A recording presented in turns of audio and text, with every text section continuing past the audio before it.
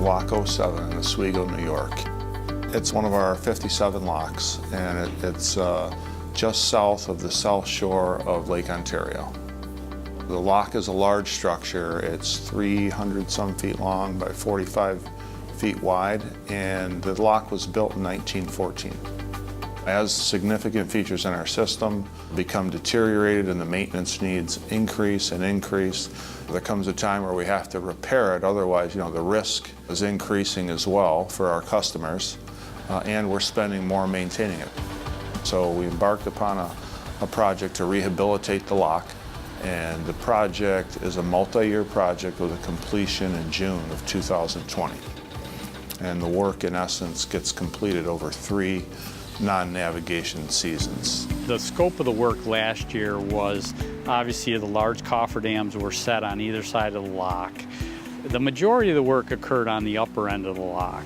New lock gates were put in on that end. A lot of concrete work on the upper approach wall, as well as a small amount of concrete work in the lock itself. This year, the lower end of the lock will receive new miter gates. All the valves will be replaced this year, all 4 valves, and a large amount of concrete work on the lower approach walls, the bridge abutments that are there on the lower end, and also there's a bypass tunnel that covers the length of the lock. The scope of the work this year will include that as well. And also, between last year and this winter, a new lock house was built on the opposite side of where it was previously. Non-navigation season 1920 will focus on the area in between, in essence, the lock walls. And the scope of work there is pretty much refacing the concrete.